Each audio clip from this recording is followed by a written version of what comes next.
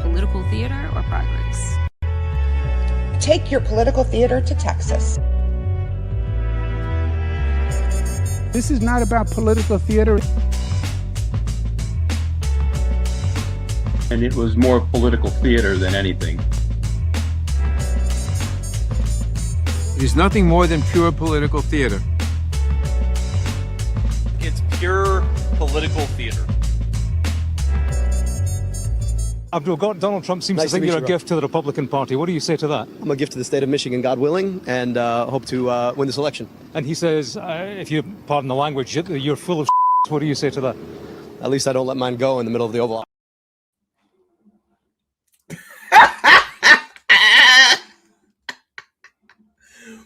This Syed guy,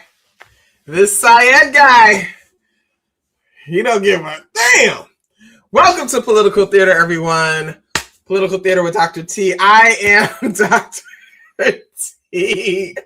I saw that and I was like, you know what? That's going on the intro. I am Dr. T. Guys, there's so much. I mean, we have a docket. Let me tell you guys. I had my friend hit me up and she was like, I need you to pick up my daughter and take her to this day. I said, sure, no problem, whatever. And then the place ended up being like 45 minutes away. So I was like, busy. And then Dr. Hall put together the docket. So guys, I don't really know what's on the docket today, but we're gonna go with it. We're gonna make it happen because there's so much. I did put a couple of things on there, but there's so much for us to go through. We are going to bring everything the way we always bring it. So let's bring our guy to the stage. Dr. Hall. Hey, everybody. Welcome to the stage, Dr. Hall. Welcome to the show. How are you? I'm doing okay. Can't complain. You have consistently been on this show for at least a year. Yes. And I still refuse to add you to the show. No. It's all right. It's the Dr. T show. I'm just a occasional supporter. Like every time. Yeah. I'm fine. You're a perpetual friend of the show. Perpetual friend of the show. Okay. No longer provisional host, but No, that you know what? Potential podcast host. That was it for a while. Yes. Yeah. And then you like pledged and shit. And then like yeah. and then like I welcomed you in. Yes. Why the hell do I have glasses on? Defenses. Good Lord. You didn't even tell me I have my glasses on still. I apologize. I'm used to seeing you with glasses on. Are you? Yeah. You've never done the show with the glasses on? No. Okay. Now are you on drugs? No. Yeah. Okay. A little bit hint the caffeine, but Oh, you were hitting the caffeine? Yeah. A hint, just a sousant of caffeine. You're one of those matcha drinkers, aren't you? I am, absolutely. You drink that wheatgrass. You love the lawn. You like a vanilla I don't understand lawn. why everybody loves bean juice. Why does everybody love bean juice? You Dr. Hall, let's get into it. We have a lot today. I looked at this docket. Yeah, no, you left me in charge of the docket, and I was like, let's throw something. I had an hour to figure it out between other things. And you threw everything that has possibly happened since the last time we got together. You put it on the docket. About the last week. We ain't got to cover everything. We're going to skip over some things, but we're going to hop around. For sure. Feel free. I think our deep dive is going to be on Darius Williams today. Okay. Oh yeah, You didn't put him on. I didn't put him on, but hey, he should be there. But I feel like I can talk about Darius Williams because I was there in real time when a lot of this stuff popped off. And one of his primary adversaries is my birthday twin, Angela Davis, and also known as the Kitchenista. And I actually went to Detroit a few years ago when this was all going down and did a live interview with her. See, listen, I'm a woman on the streets. Yeah. This independent media stuff, But I actually went out to Detroit and had a really good conversation with her to kind of get her side of things, because being a friend of hers, I knew that this was stuff that was really getting to her. And actually I don't want to drag her into this. No. So because that was enough, and I think we need personal connection boundaries. But I was there. Yeah. And so I was like, you know what? I can actually talk about this on political theater and kind of give my perspective as a one-off person. Also, as a goddamn educator. Okay.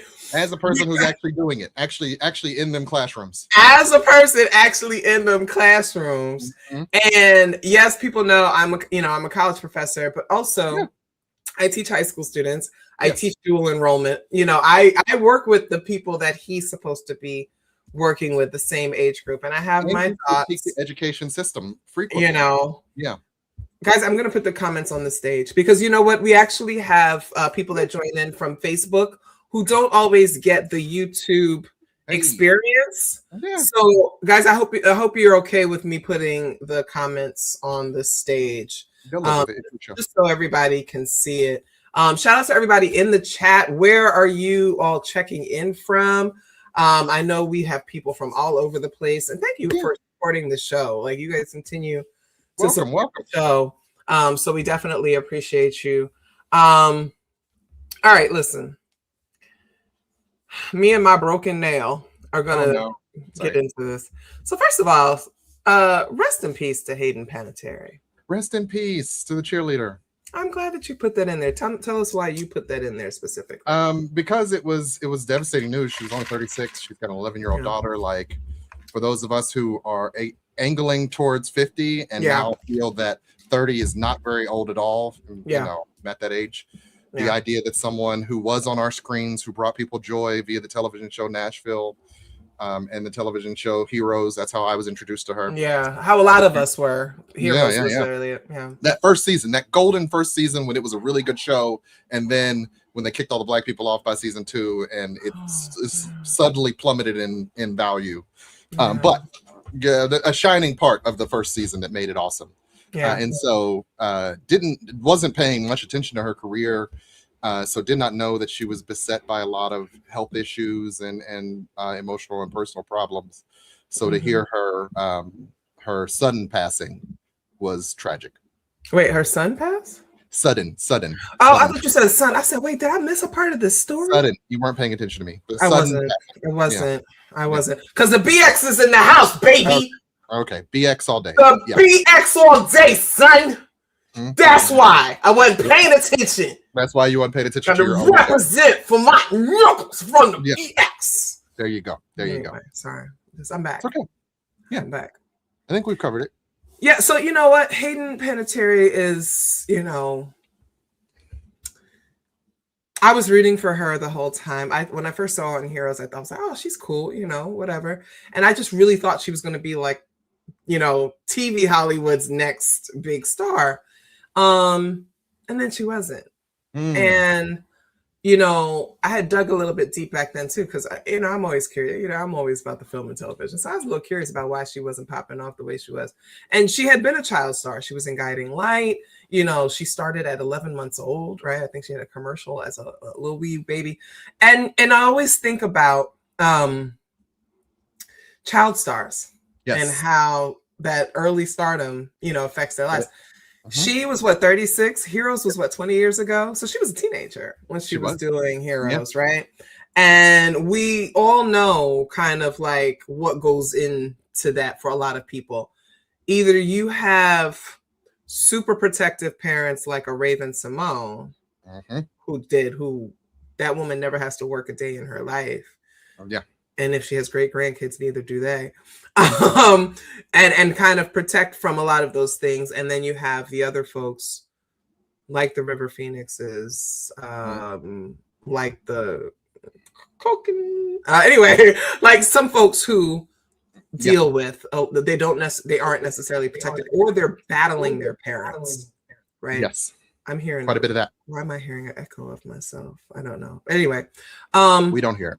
And so then to learn that she was grappling with severe mental health and substance abuse issues, that kind of thing always saddens me. It always saddens me, and mainly because it's the public's fault for the most part.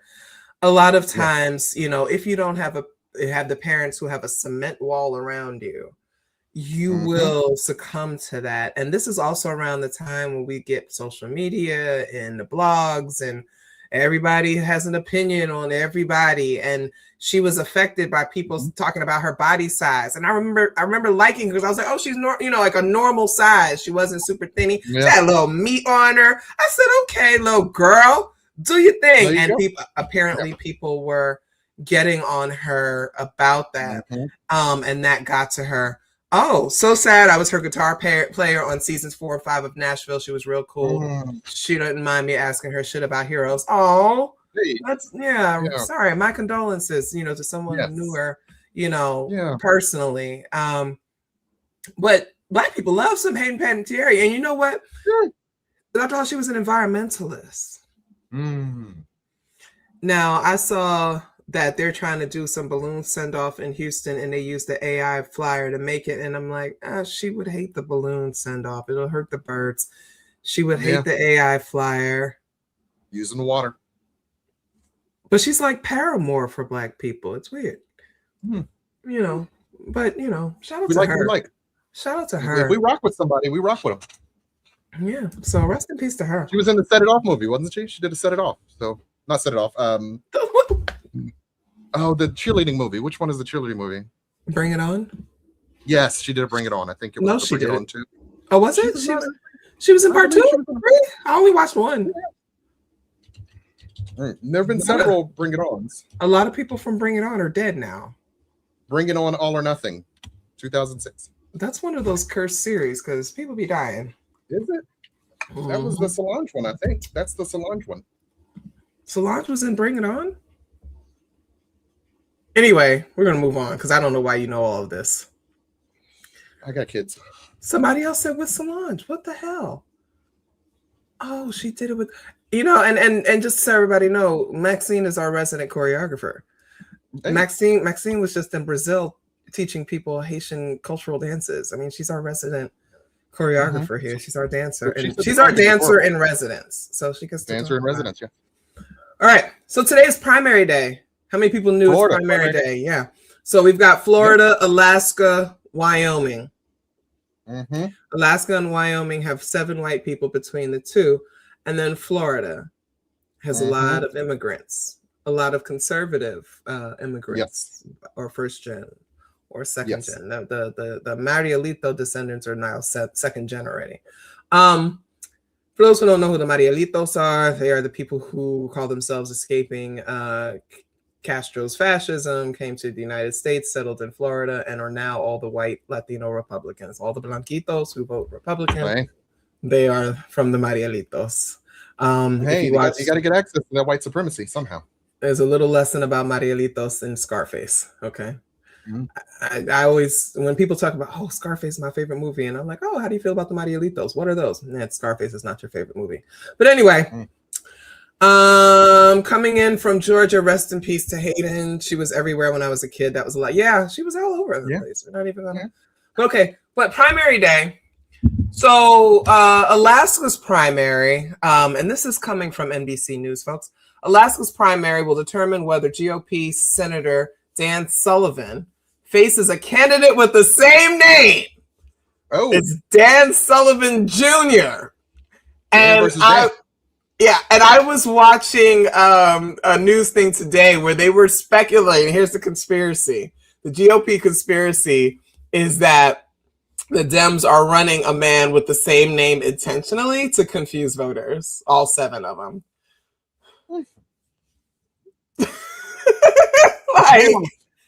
What are we doing? So, but it's gonna. What are we doing? Dr. Hawk, real quickly, can you look up where Alaska ranks in education? And as you're doing that, they're saying he's navigating a tough re-election race that also includes former Rep. Mary Peltola, a Democrat, right? So the other Dan Sullivan's involvement has drawn the attention of the Justice Department, with a grand jury issuing subpoenas to compel information from witness linked to the campaign. They think this is a scheme set up by Todd. Yeah. But that would be funny if the DNC actually found a plant to stick in there named Dan Sullivan and was like, go run this. Just to mix things up a bit. Just to shake it up. His only qualification when he was a Dan. What's their educational outcomes looking like?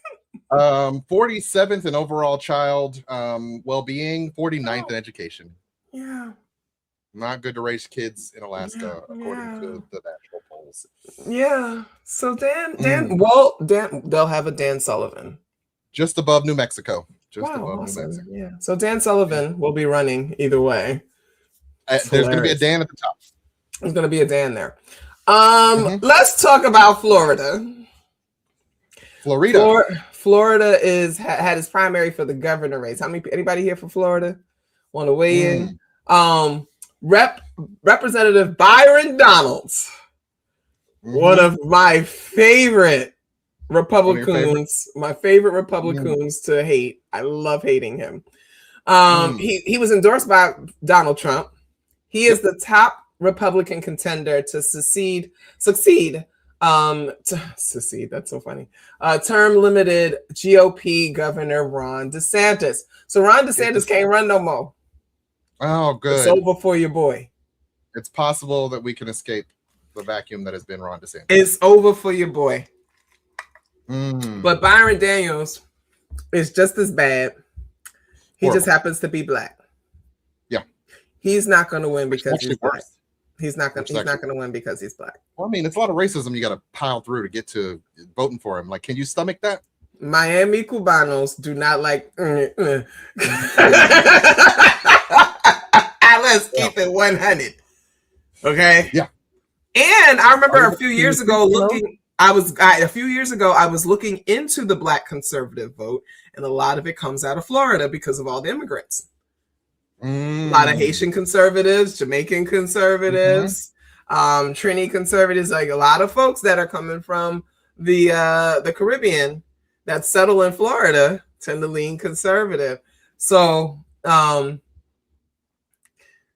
unfortunately, folks got ankle monitors now because they voted in somebody who decided to put fucking ankle monitors on them. I don't know. Maybe if you had some goddamn black solidarity, maybe you wouldn't have voted yourself into a goddamn ankle monitor. And I'm not saying that that's the right thing to do, and I'm not making light of the situation.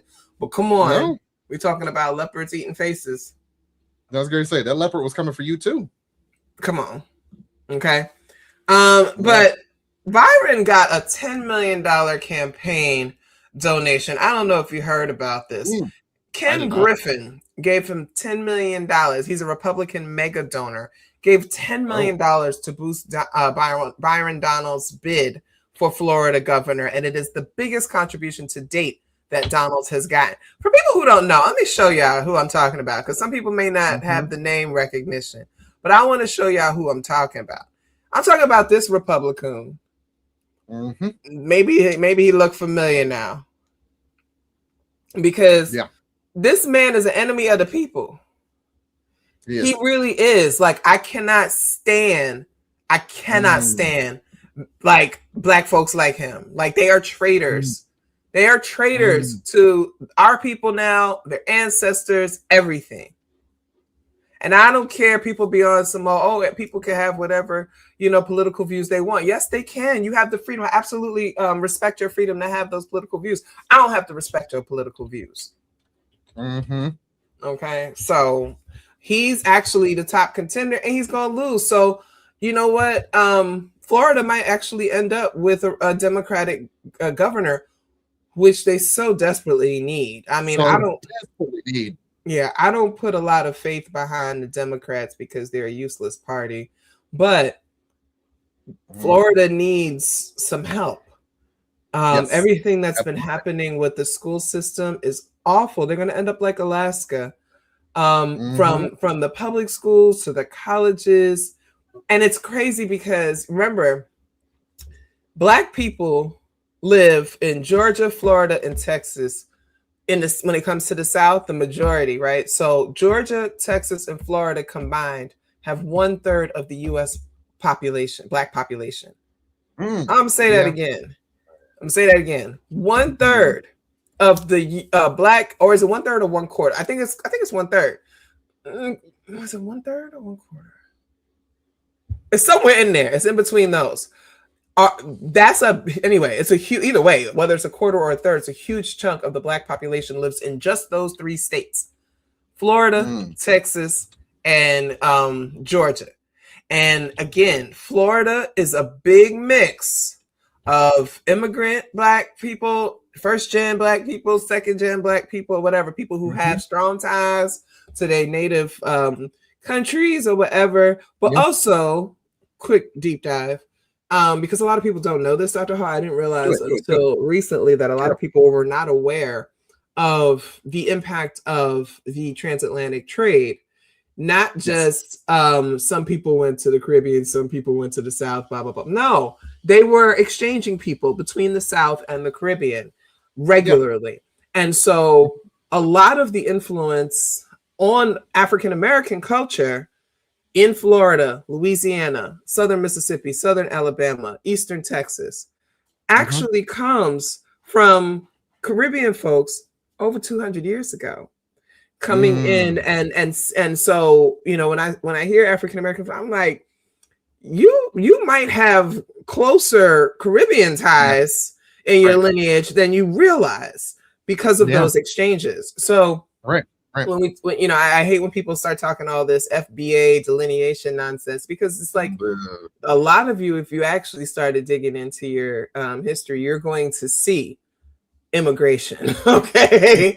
Not immigration, you're going to see that exchange and how some of your ancestors were taken to the Caribbean. And the same for my Caribbean folks. A lot of y'all ancestors had been in the United States generationally, 4, 5, 6 generations before they were taken and moved to Caribbean nations. And so I just think that's a little bit of, you know, diaspora history that some people need to know, because they get stuck on these things, right? They only talk about Liberia and all the African Americans that went to Liberia. They also went to the Caribbean, folks. All right. Same way New Yorkers went to Atlanta, and now we have second generation New Yorkers in Atlanta. The same kind of thing was happening. Okay. So we need to stop all the squabbling and unite politically to reclaim the state of Florida for the progressive side. Yes, get Byron out of there. Because your schools are in danger, which means your kids are in danger because they're already dumb as shit, but they're just going to get even worse. Right. Okay. DeSantis destroyed the colleges, man. Destroyed. Yeah. Like intentionally. I mean, that was what he wanted. He didn't want to they wanted to destroy the colleges. A lot of HBCUs in Florida. A lot of HBCUs in Florida. Okay, just pointing that out. You know what? Let's hop ahead. Since we're talking about colleges, universities, Texas, Florida. Okay, Texas Tech is using AI to curb left-leaning content, folks. Dr. Hall, you've taught in higher ed for how many years? I was in higher ed. I was a counselor in higher ed for 8 years. Didn't you adjunct? I did a little bit of adjunct. I did at least 2 to 3 years of adjuncting. 4 years in total. Yeah. Can you imagine an AI program coming and scraping your syllabus to remove things it believes is left-leaning? Oh, I know. I'd have gotten screwed because every class I taught, I made a multicultural class. So if I was teaching health psychology, we were learning multicultural health psychology. When I was teaching development, we were learning multicultural American development. Like it was never, I was never just teaching a subject without bringing culture into it in a way that, of course, an AI would just be like, hey, why are you using the word race to tell people about development? Well, because it's a multifaceted experience, a multicultural experience to develop in a country like this. So yeah, I'd have been run out of town basically. So yeah. Dr. Hall, is it me or are you freezing? Am I freezing? Like your camera? I don't know. I'm gonna ask the audience because it seems like your camera keeps freezing. We can hear you, but like your camera keeps freezing. Can you leave and come back? I can leave and come back. Can you leave, close your browser, and then open the browser again, and then come back? I'll carry it until you come back. Let's just see if that works. Yeah. Okay, thank you. So while Dr. Hall does that, Texas Tech is using AI to ferret, this is from the New York Times, to ferret out books and other materials that touch on topics like sexual orientation and gender identity. Professors describe the effort as a dystopian academic nightmare in which ideologues are wielding technology to sideline subject matter experts. Okay. And so let's bring Dr. Hall back. Let's see how you sound. No, How do I sound? No, you sound fine. It's just, it's like every 5 seconds your camera freezes. I was freezing every 5 seconds. Yeah, you still are. Like, it's okay. Am I? I see myself as moving. That's why I'm asking if it's me or them or you. I don't know. We're gonna keep it going. So I was reading the article about Texas Tech, and all I could think about is, my fields, like what I teach in. Yeah. You can see Dr. Hall moving. It's me. They said it's me. They said my Wi-Fi sucks. Okay. That's what they really just told me. My Wi-Fi sucks. Let me see what I can close. It could be because my kid is probably watching TV, playing his game, making music at the same time. Living his life. That's probably what he's doing. Let me take my phone off of the Wi-Fi. I got the extended Wi-Fi to counter this stuff. I might just be freezing on your screen. Like, no. When I'm looking at myself in the feed, I see myself moving around. You're fine. It's me. I monitor the feed as we talk. That's fine. So again, anyway, as somebody who teaches in Black studies, gender studies, I teach history, right? I have to be mindful of this. And so my school asked us, this is the first year they're doing this, for our online classes to complete the entire class in the module. So if anybody's ever used a language management system like Canvas or BlackBerry, whatever, BlackBerry, Blackboard, you know that you got to build out different modules, right? Yes. And usually we do 2 or 3 at a time. We go do it as we go along. Nope, they said you gotta do the whole thing. So one of my classes, 15 weeks, I had to build this entire class. Now, mind you, Dr. Hall, this is a prep. And it's new. It was new for me, but not new content, but just new, a new class. Mm-hmm. And so I spent a lot of time. I spent about 3 weeks working on my classes, y'all, to build these classes out.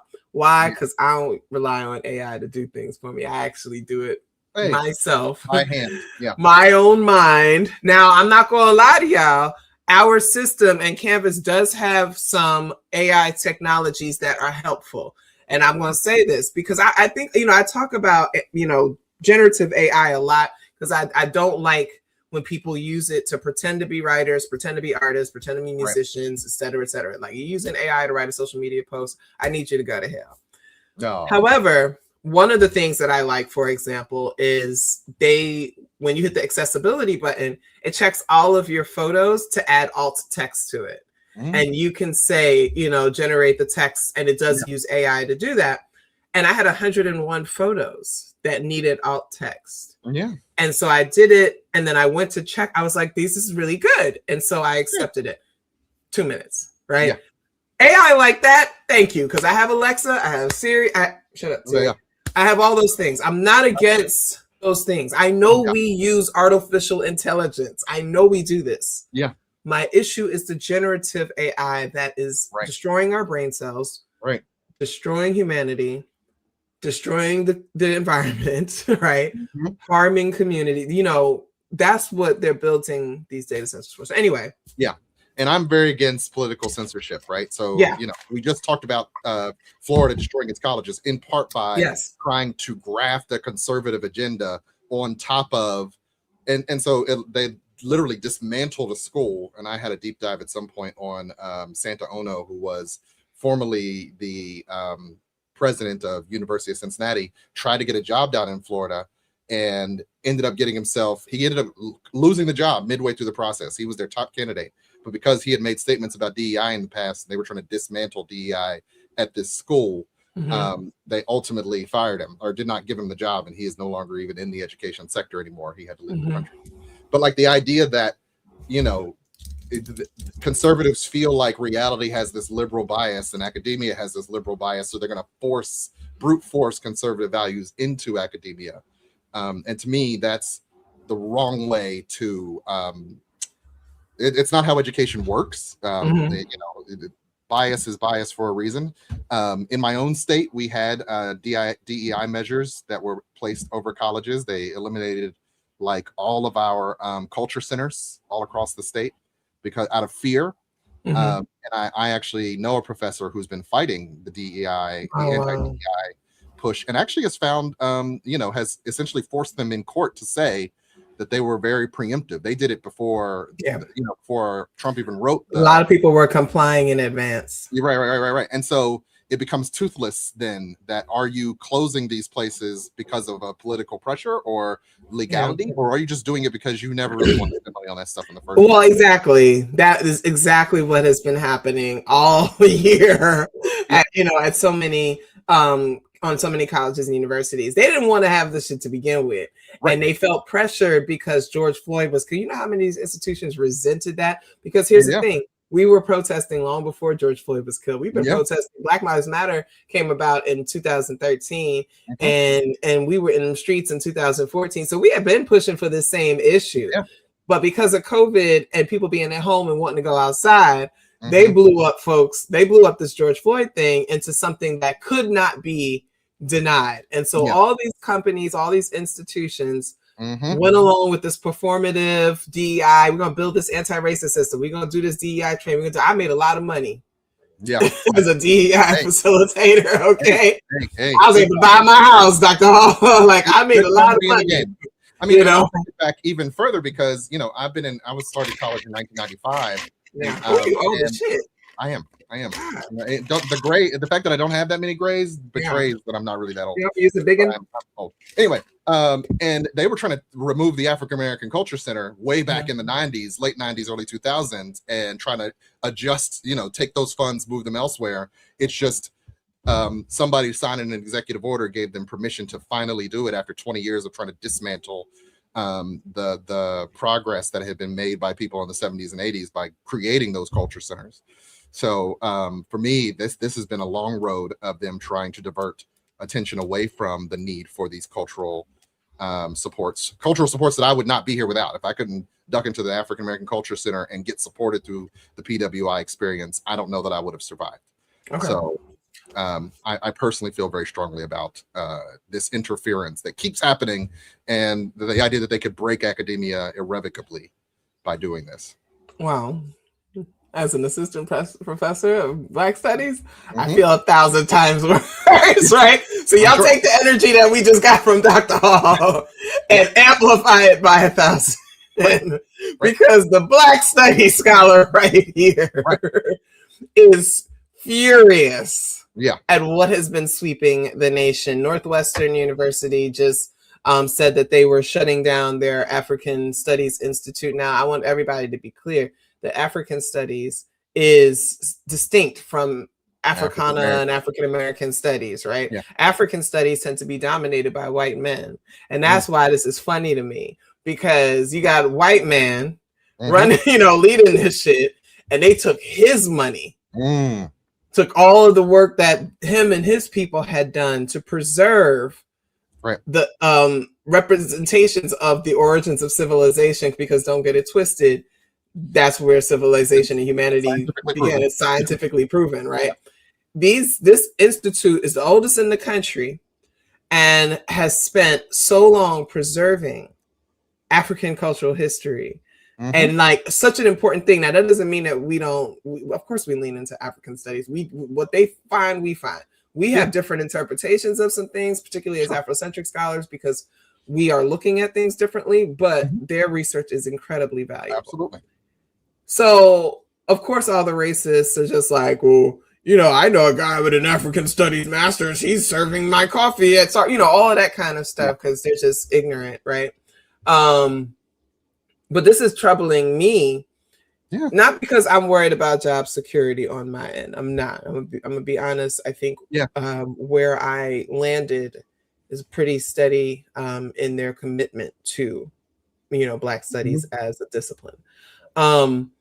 But Louisville lost theirs. Texas got rid of theirs. Yeah. We talked about that when we were talking about everybody was saying that white man got his PhD in Africana studies. I was like, please shut the fuck up. No, he didn't.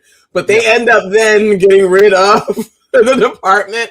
I was just like, oh my, like as we're watching this happen, it is horrifying. It is horrifying. Yeah. And I think about my colleagues across the country. I think about all the people who made a commitment and dedicated their lives to studying our history in this country and other countries, committed to getting to know who we were before slavery, committed to highlighting people that never get taught, rediscovering literature that was buried, Today, people today would not know Zora Neale Hurston if Alice Walker hadn't resurrected her, The people that do those kinds of things, such important works, the people who are committed to helping us understand the world around us. Until you get to someone like me, we didn't have any comprehensive studying of Black mothers in cinema, Like these are things that are super important. And the administration, in an attempt to get rid of us, is willing to sacrifice all the rest. Yes. Under the guise of scholarship, which is always the weirdest part. Always, exactly. And it's fundamentally absurd to me every time we get into this conversation about what they choose to remove, because they'll say, essentially using the power of the state to determine legitimacy of scholarship with a fuzzy metric of, because I don't consider studying African American studies legitimate, it must not be legitimate. There's no underpinning to that besides racism. And it's epistemic violence. It is because I try to explain to my students, most of my students, I'm their first Black female professor. I may be the first Black woman with a PhD that they ever meet. And I remind them, I'm like, listen, the reason we work to get to where we are is because we are creating knowledge and we are controlling the narrative. Without us being in these high-level academic spaces, scholarly spaces, Europeans get to tell everybody's stories, And so when they tell the stories, they change knowledge. They get to control what people know, what they know. It's not even bias. They don't. Nobody recognizes as bias or it's just what I know to be true. I always bring up George Washington Carver. I said they intentionally started teaching kids that he invented peanut butter to minimize his contributions as a brilliant scientist who had over 200 patents. You know what I'm saying? And so when my son's school taught that, I said, this man did not invent peanut butter. It was invented by a French man. Here's what he did do. But again, they changed knowledge. Completely changed knowledge in these ways. So if we're not in those spaces, if we aren't teaching the left-leaning curriculum, if we are not the scholars, if we're not getting published, if we're not the professors, then what you end up having is this particular group of people who continue to control knowledge. Hey, I see. What's up, girl? How you doing? Long time. Welcome back. I have to make sure my students understand that, because Dr. Hall, you probably wouldn't be surprised, but a lot of people would be surprised to learn how many students don't even think about how knowledge is made, I mean, many folks watching this have never thought about it. Particularly in the post-AI era where they're just trusting whatever the device tells them. I say, epistemology, and people be like, what's that? So what do I mean when I say epistemic violence? I mean the violence of erasure of people, of entire peoples from our knowledge and consciousness. It's the rewriting the narrative of Rosa Parks to make her a tired old senior citizen lady. She just needed to sit down. She was just versus a 42-year-old activist who had already tried this several times. Activist, educator. Who had been an activist, educator, advocate for over a decade. They're not going to teach you that. They'll give you the tired old woman.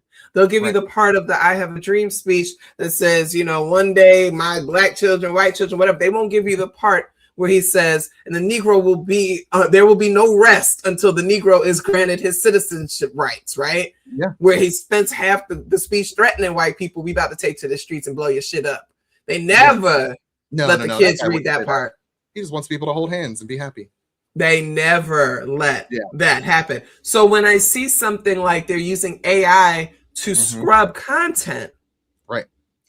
All I'm thinking is, okay, I'm going to now have to submit my syllabi to something that's going to scan it, give me a mark of approval or not. Because right now I was waiting for my classes to be approved. One person wrote a long thing about how wonderfully crafted it was, and they've never seen a class like this before. And then somebody today just said, good course. They ain't got time for it. Mind you, that one was twice as long as the other one. But anyway, but so I already have to do that because my school is getting ahead. They're not complying in advance. They're doing preventative measures. Let's make sure our shit is boom. So if they come and take a look, they ain't got nothing to look at. So I give them that because they are committed to DEI and they just don't want no problems. Right. So we have that versus I'm trying to think of what it would be like for me if somebody sent back a syllabus and half the shit all of it was gone because everything I teach is radical. I mean, I think I would have definitely faced that because, like I said, I was teaching health psychology, but I'm going to make you learn it across cultures, and they'd be like, well, "Why do you need to know that for health psychology?" As if health isn't differentiated across racial and ethnic and cultural lines. And I remember having to answer for that to the students. They'd be like, why are we learning multicultural health? Because it's a multicultural like you're not going to understand it without understanding. If you want to be a nurse, you should understand that people from different cultures are going to approach you differently or trust you differently according to their. And so they would have came at me and been like, remove all that. And I've been like, no, find somebody else to teach this class a week before it starts. What are you going to do? I teach Robert F. Williams, okay? I think the man who wrote the book, Negroes with Guns. Right. Okay? Well, the way they would argue you is in your course, you know what I mean? Like the biggest thing they go after is if you're teaching a science course, why do you need to add race to it? You know what I mean? Like, often the cudgel they'll use to say we have a right to essentially administrate what should be taught. From none of them are fucking PhDs. Like none of them actually have credentials. No. More often than not, it's like your fucking politician who's been just shaking hands his entire life and collecting money and making decisions. But a constituent told him she learned that they were learning, about slavery in a biology class. So why would they ever need to know that? And it's like, oh, I hate it. Yeah. How do you teach biology without teaching American slavery? Anyway. Did you know that we learned and discovered this because of the experimentation on black bodies? You can't discuss gynecology without saying, hey. Like that. One of the things I loved about teaching, or cancer, right? Like mad science.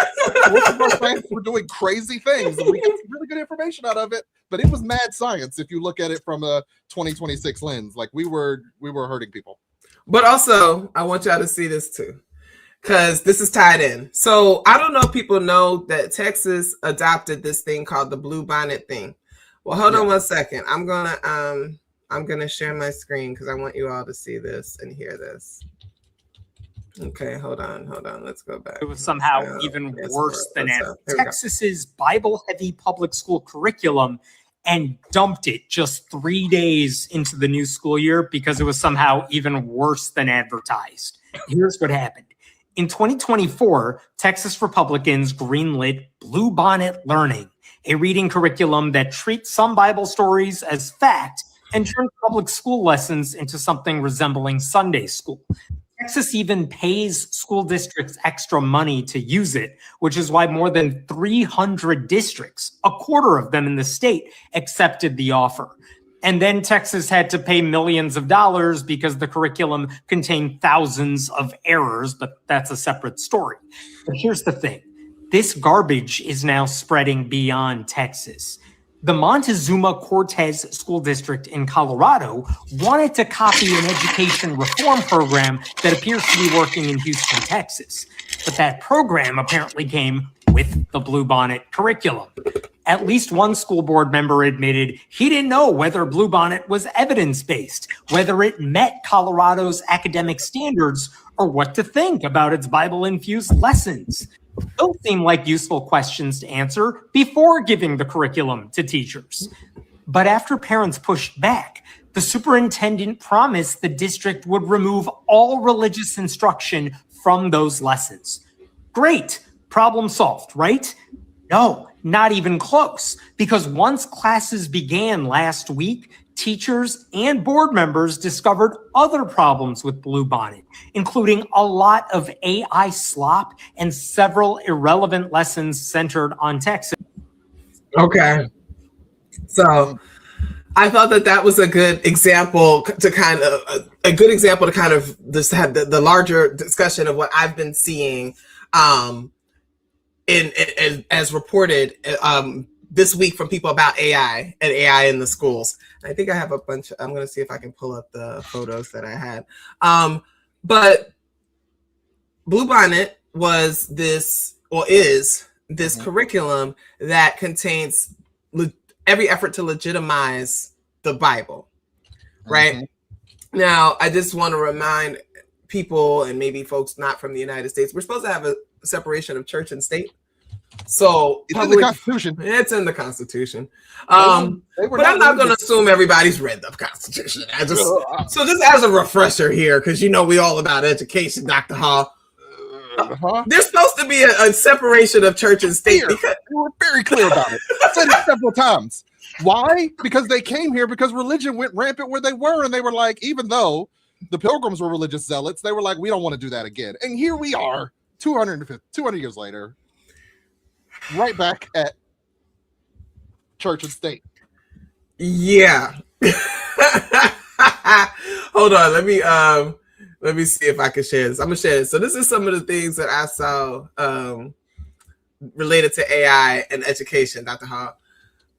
She said, my son was gifted an AI book about caves. We got rid of it, but I saved a couple of pages.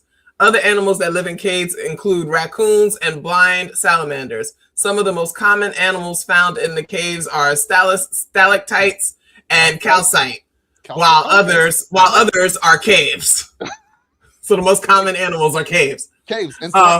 These structures are formed of the calcium carbonate found in the caves. The caverns are home to many creatures, including raccoons and blind salamanders. As previously stated. That's perfect. Like, well, that's nothing wrong with that. What's the problem? All right. Then we had this map of the United States and Canada and Mexico, Dr. Hall. Missouri? Dr. Hall.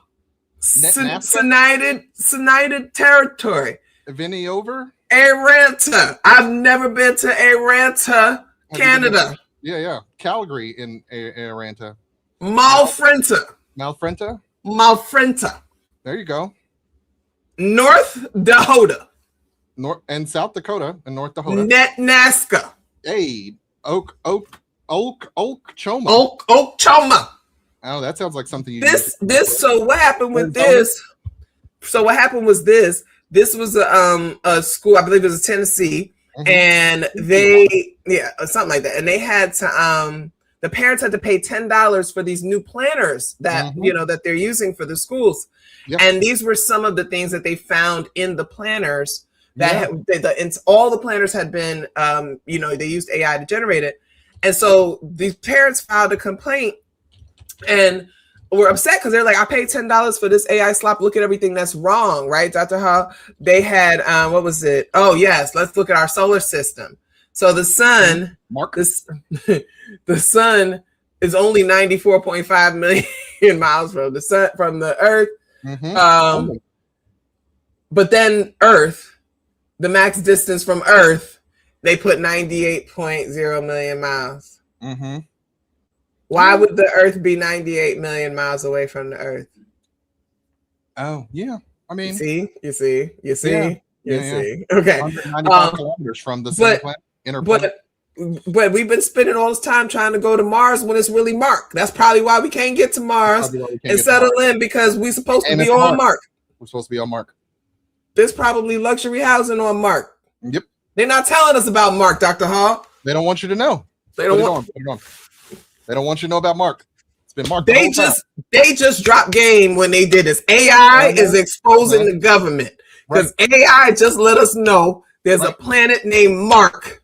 Right. Where all the wealthy people are moving. Right. And they've just been distracting us with Mars this whole time. Mm-hmm. No other culture calls it Mars. Yeah. Okay. So maybe they knew. It's been Mars the whole time. Satori. Yeah, Satori. Mm-hmm. Right. Yes. And I'm just like, okay, you know. Yeah. I mean, but like it speaks to, you know, as a person who's rallied against the education system for years for the way that it often is so willing to throw money at the problem in all the wrong directions. And, you know, so I very much believe that particularly in these cases, they were trying to cut costs on something that was a necessary service. There's a lot of AI grifters out there now who are just churning out low cost stuff because they don't pay nobody to research it or to write it. Look at this, because they're not even writing the books. Look, the person left it in the prompt. Oh, you gotta cut out the prompts. Come on. If you want, I can now write the full first chapter of the guide, Welcome to Fidigliano, in a way that pulls the reader into a vivid, modern, and practical insights for 2026. Do you want me to do that next? Yeah. They left it in, Dr. Hall. Oh, you didn't cut that part out? Come on. You know what? Now I don't feel so bad as the bracketed thing that I have in my book. Right. It says insert jerk scene, which I never got back to writing. I was supposed to be. Oh yeah. Leave it at that.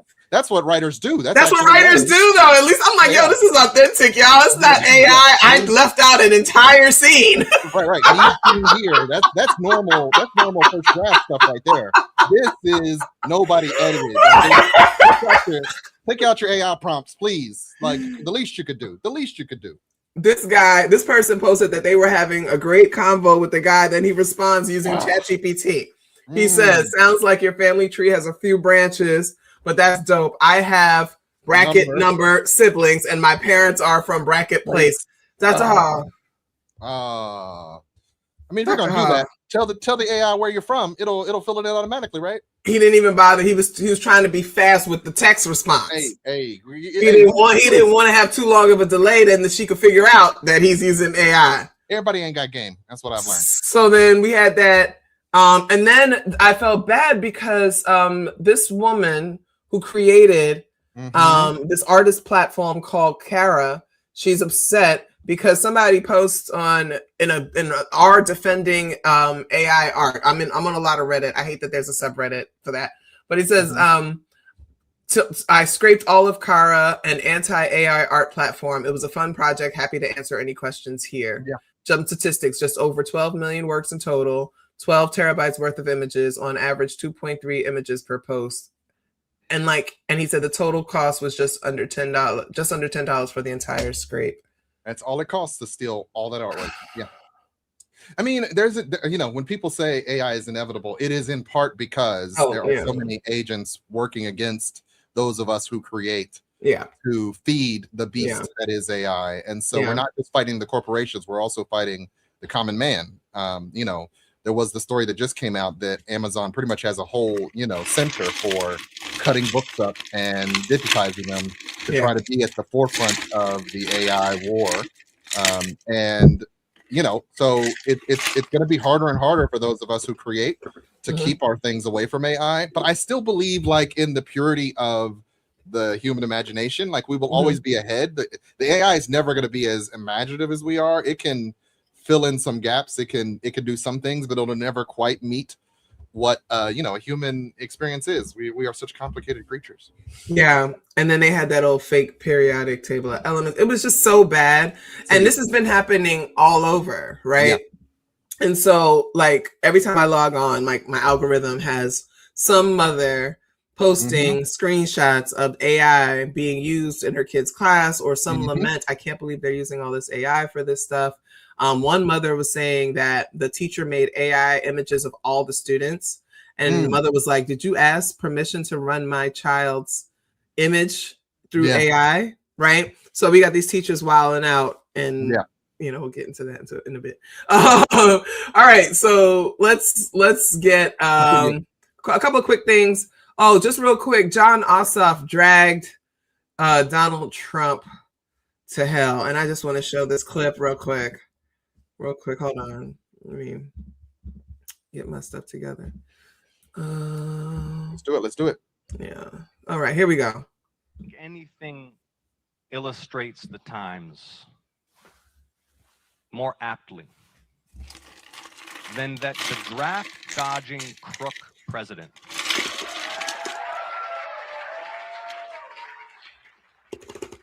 who has plunged our nation recklessly into a war he knows not how to end or to win, tried to imprison this man who embodies American heroism, a decorated combat veteran, naval aviator, astronaut, space shuttle commander, U.S. Senator. Donald Trump tried to lock him up for daring to state in public a fundamental principle of military law. Listen, Ossoff was like just going in on him, called him a draft dodging. Hey, he ain't playing. He ain't playing with him. He's not playing. That's why I had the science thing at the beginning, because he was talking about at least he could keep. Oh my gosh, you guys missed the intro. Yeah, there's a clip of him saying, he said, they were like, yeah, Donald Trump said you're full of shit. And he's like, at least I'm not letting it out in the Oval Office. Hey. I said, man, damn. Hey. Trump sucks. He's at what, 33%, Dr. Hall? 33%. Well, what's going on? What's going on? Falling. What that mean? Lowest rating. Lowest rating. President of all time. Yeah. Nobody's 26 points since January. Ooh. You know what happened, Dr. Hall? That first electric bill of the summer came in. Yeah. And a lot of people was like, oh, absolutely not. Mm-hmm. Well, I mean, there's also the ongoing war. Yeah. That he doesn't actually care about. Well, there's that. Yeah, I mean, that too. Gas prices haven't gone down. No. Gas prices just, steady. You know what I noticed today? Because I had to drive my friend's kid like 45 minutes. Mm-hmm. So I was driving through different areas, socioeconomic. Dr. Hall, gas is so much cheaper in the so-called nice neighborhood than it is in the lower income neighborhoods. And I noticed that the difference between here and if you go to certain places in Philly as well, like Philadelphia gas is about 20 cents more than what I pay. And so I was just noticing that in neighborhoods like mine, where, it's upper middle class or whatever, the gas right now is $3.95. I drove over where I needed to drop her off. It was $4.15. And I was like, well, why is it $4.15? And I'm just like, okay. But then when you go to the next neighborhood, it was like $3.99. So that's what people are upset about, Dr. Hall. Right. They're upset that the gas is what it is. So much. They're upset that nobody in this country, making the mean or the mean household income can afford a 2-bedroom apartment anywhere in this. They're nowhere in this country. Right. Somebody making minimum wage or whatever. These rent prices are too damn high. They can't. That's what people are upset about, Dr. Hall. Yeah. People are upset because they can't afford their medication. People are upset because everybody's getting sick around them because they convinced some knuckleheads not to get the vaccines. That's what people are upset about. Yeah. They're upset because their family members just got sent over to fight a war that they have no idea what's going on. They don't even know who we're at war with. Right. We got record numbers of people not on healthcare anymore. I mean, they cheered about it when it went through, but the adherence to the Obamacares and the ACA has dropped dramatically. A lot of Americans just ain't got healthcare right now. Enrollment fell 3 million. I don't. Not until October 1st. Hey, come on. We're counting down, guys. October 1st. Trust me, by the end of October, your girl gonna have iron in her blood. Your girl gonna have new blood, so I'm gonna have some hemoglobin. Schedule those appointments now. Get on the. Listen. Hey. Understand, your girl's face is gonna be glowing. Energy is gonna be off the roof. I just got a few more weeks, Dr. Hall. You got it. It's coming. But anyway, let's move on real quick. So I was looking at this, the Human Rights Watch thing that you posted. Okay. Yes. And saying that they released a report of the administration's dismantling of civil rights. Yes. And this is a powerful statement. The federal government is the primary enforcer of anti-discrimination law in the U.S. Indeed, Congress began building the federal civil rights enforcement agencies because state and local governments were not addressing the discrimination. And I want everybody to remember that part, right? So when they talk about, heritage, not hate, we just want states' rights or whatever, we have to go back to these kinds of things, which is why the southern states wanted to secede and why we had a civil war. They didn't want this government telling them what they could and could not do, but they wanted the benefits of being part of this union. They wanted the protections from external forces. They wanted the financial support. They wanted all of those things, but they didn't want the government being able to tell them what they could do individually in their state. And the government was like, no, that's not how this works. So when we look at things like, when it comes to civil rights, all those kinds of things, it's like, they want to go back to not having to deal with discrimination and choose who they feel is being discriminated against. Because the first opportunity they had to get rid of it, a lot of people don't know the first civil rights acts took place during Reconstruction, and one of them banned, Georgia and South Carolina Klans members. Basically told them they have to stop terrorizing Black people, right? As soon as they had the opportunity to reverse that, they sure did. I was out of there. And then to make sure that it didn't go anywhere, they brought in Jim Crow.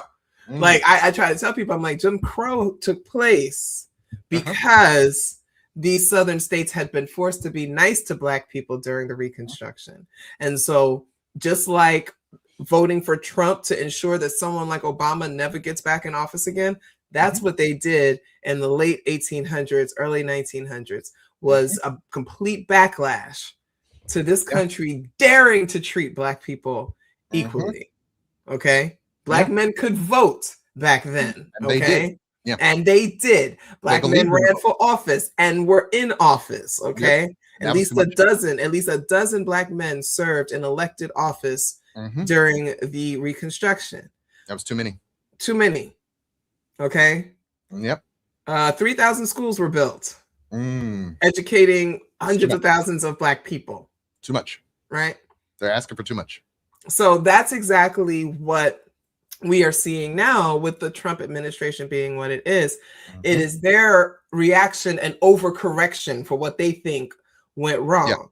So because they know that any political scientist knows that the pendulum has been swinging like this almost for 50 years, there has not really been any consistency for any one party, right? And as a result, the United States has had political instability the entire time. The ability to get things done is so difficult because of the pendulum and the ways it swings. So they know that this is the last chance they have. Hey, last gasping breath of white supremacy. Yes. This is the last chance they have to get it right. And that's why with the second Trump win, which we know it was an installation, right? Let me put the allegedly banner on. Allegedly. You got your hat on. I do have my hat on. Yeah. It's all conspiracy theory at this point. But they know right now. Actually, they know they have like a few months because November is about to come and the blue wave is actually going to come. Okay. You got to push through a lot.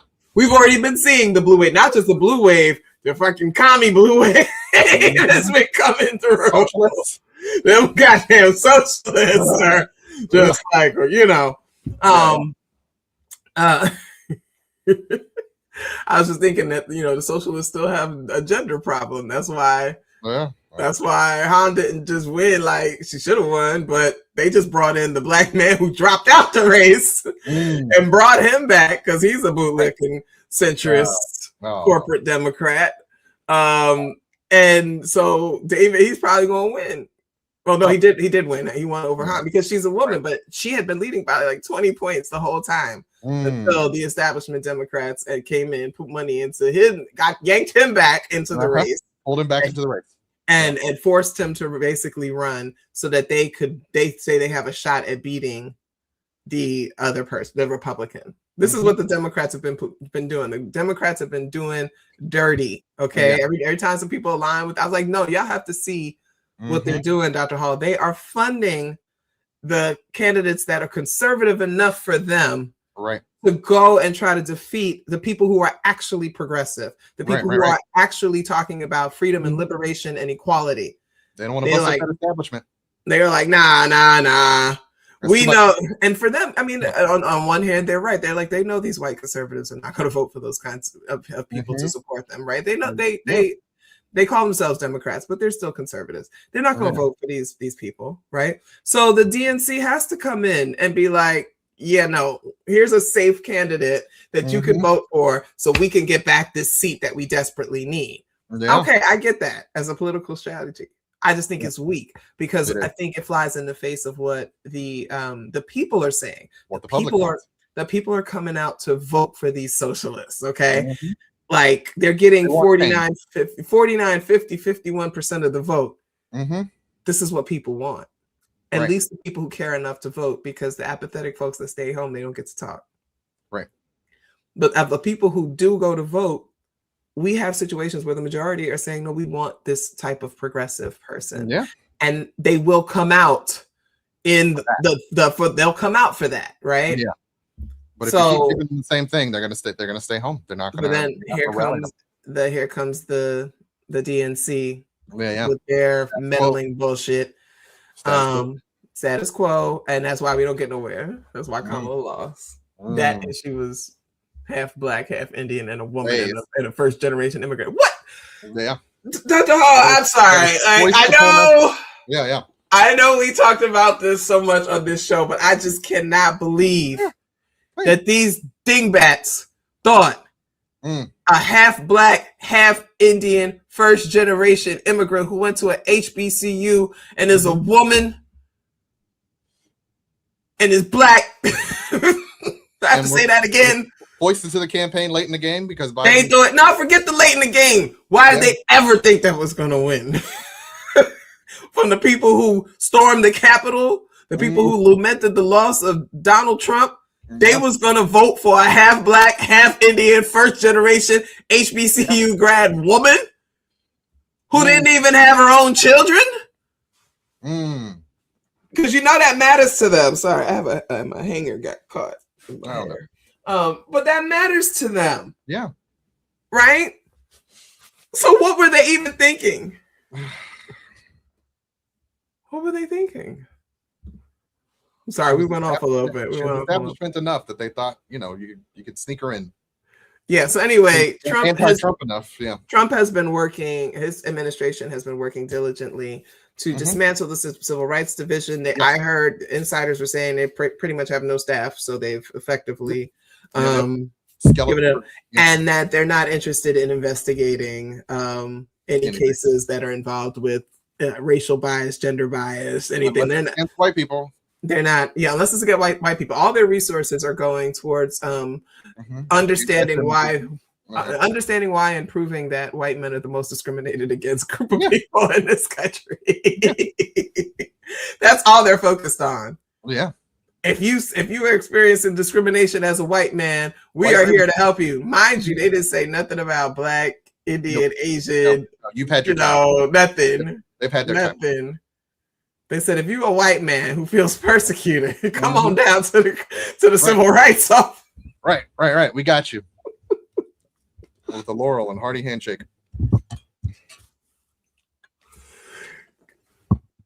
What are we doing? America, fuck yeah. All right, Dr. Hall. Yes.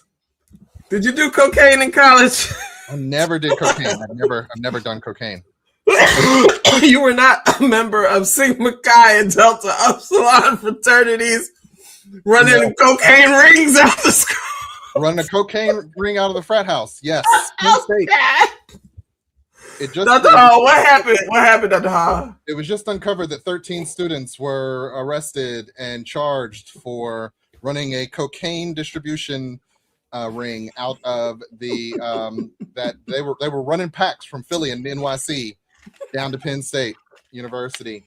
And one dad who's a prominent lawyer was also involved for evidence tampering. And once again, I will lean into my credentials as a college counseling center psychologist who worked as the coordinator of substance abuse services for 8 years. It is not a surprise to me at all that cocaine was being slang out of these by these nice white boys wearing ties and suit coats and no do-rags, not a single do-rag or bonnet amongst them. Not a do-rag. And yeah, you know, when we talk about colleges, I mean, them white boys be getting down when it comes to the white lines. They be out there, right. The most abused drugs on campus are actually prescription stimulants.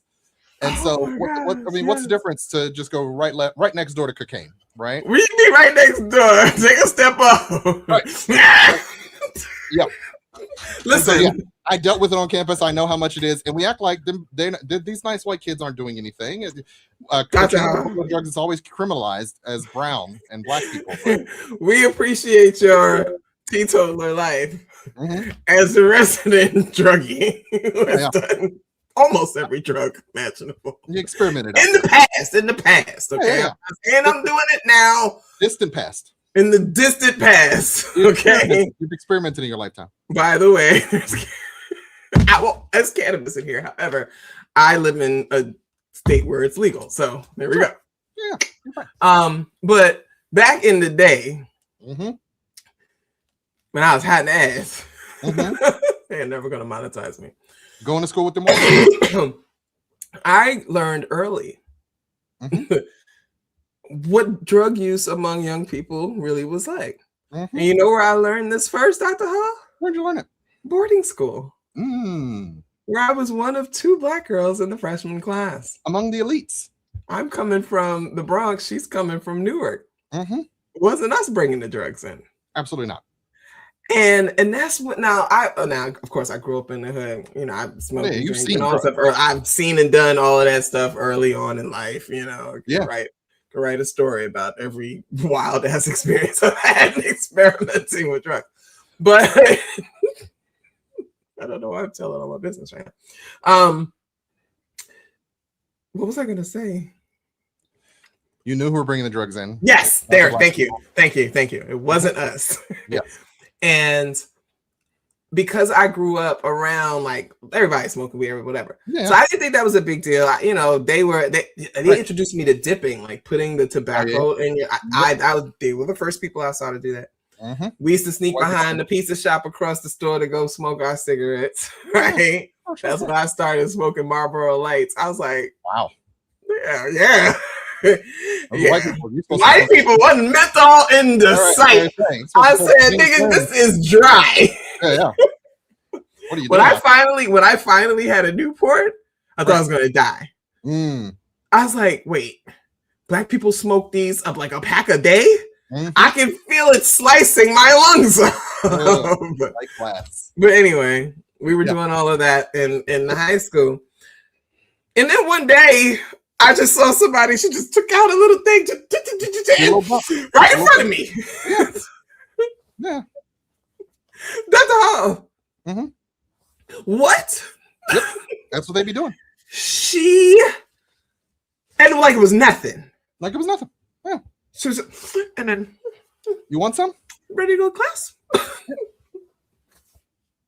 It's normalized. That's when I first tried it. What is this? Right. You seem to be doing all right in life. Maybe you're real happy right now. Maybe I need to add this to my lexicon. So that's when I learned that white kids do hardcore drugs early in life. Then I get to college. Let me not even say no more because I ain't trying to get nobody in trouble. I'm not trying to have this investigation. Let's just say stuff was happening back then too. Oh, absolutely. So this is not new. No. Right? Everybody's talking about it like it's a big deal. I'm like, no. Such a surprise. What usually happens is the colleges save it from getting to the media. They'll sweep it under the rug real fast but people were getting popped a lot. You know what I mean? They treat it as if it's a one person and not an operation. Yeah, This unfortunately caught a lot of people in this like it's like no, it's like this is a ring, and these rings exist in so many schools. It's not hard. College students are some of the most consistent customers, so why not set up shop targeting college age students, right? Yeah. And especially now, I actually was in a group and I told the parents, I said, listen, I'm going to tell you something. A lot of you don't think that your Black children are using these drugs. Yes, they are. Yeah. In the last decade, we've seen a stark increase in young Black people doing cocaine, like not crack or what, like cocaine. Cocaine. Yeah. And they're not just doing the Molly and the lean like they were doing before. They want the uppers. Yeah. And they're doing the cocaine. And did not used to be the case. No, it's like it's the Clinton generation. It's the Real Housewives generation, right? It's that nouveau riche, Black bougie, sweet 16. Right. Those have been are the exposed ones to cultural norms that allow and excuse the behavior. Right. So, and they go. Acculturated. They're the ones doing it, not the hood kids. But their parents will look down on the hood kids and assume that we're the ones, and we're looking at them like, your girl is doing blow before every class. Right. I remember, so I was actually in a meeting with the president after someone had died from alcohol use. And I was the person who was rallying for change at the university level, because very often colleges just do not want to deal with their substance issue. Like on an administrative level, they would just not like to think about what the students are doing when they're off campus. They don't often consider it part of their responsibility. And one of the things that I said when we're talking about how to change the culture on campus is, well, if you brought in more low-income students and minority students, you would have less drinking and drug use, because by their nature, if they're active students, they do less of this than your full-paying white students who come from all these. We come from the 5 C's: Chicago, Cincinnati, Cleveland. And you'd have less of that if you brought in more low-income students. But don't nobody want that, because we got to pay for them to be here, and they're not successful. So we get more of the pods and the Jennies who totally get coked out on the weekends and are disrupting the library staff in the middle of the night because they don't go home and they're high as kites. No, actually it is, because of course I tried it, right? Yeah. I had never experienced swallowing the tobacco before and the effect that has on the body.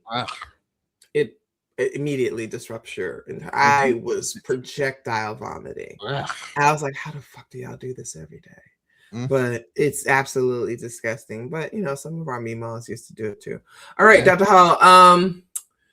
And I think I'm just going to do this one last one, and then we'll talk about Darius, and we'll be out of here. I'm not going to spend a whole lot of time on Darius either.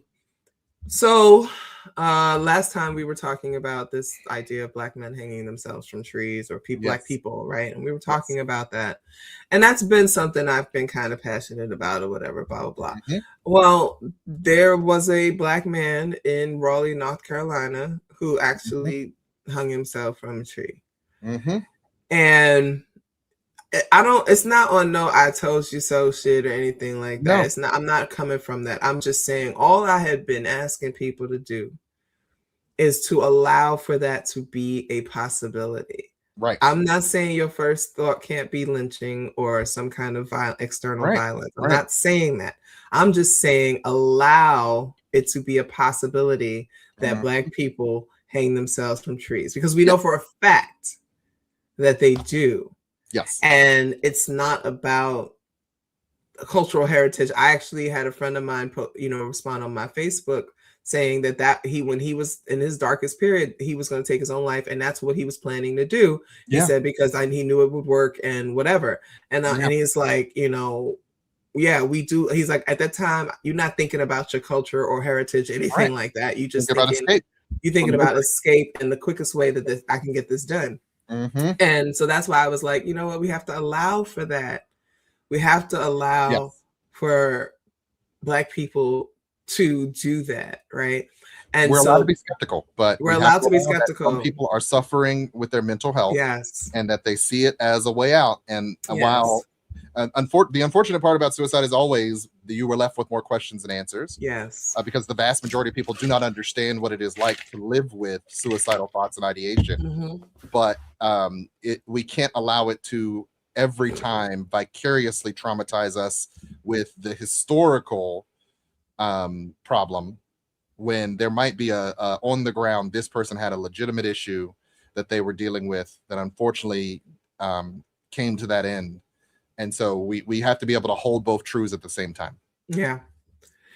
And, you know, rest in peace to him. They found video evidence of it, you know, and out of respect for the family, like the family was really bothered by everybody speculating and making it into something that they didn't ask. And I side with the family. If I'm not asking you to take this to whatever, I'm not coming on social media asking you all to help me figure this out. No, if I haven't done that, then you don't need to be speculating and dragging my baby's name through the mud. Right. You're already in grief.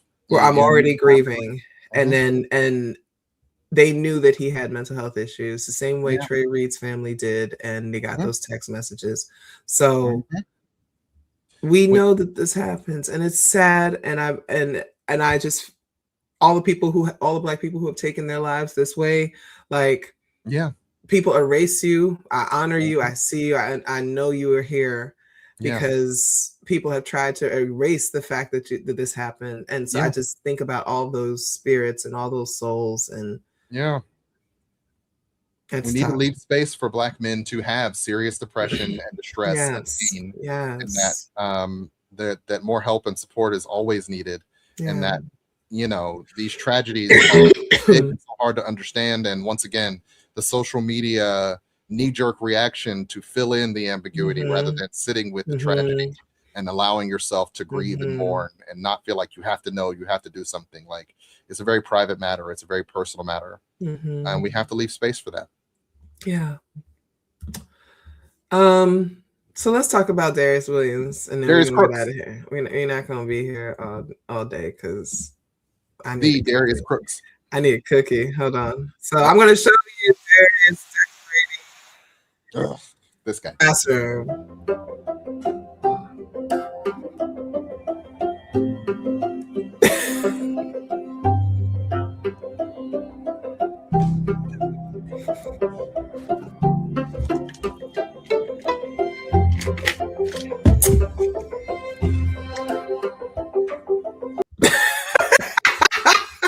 I'm sorry. This guy.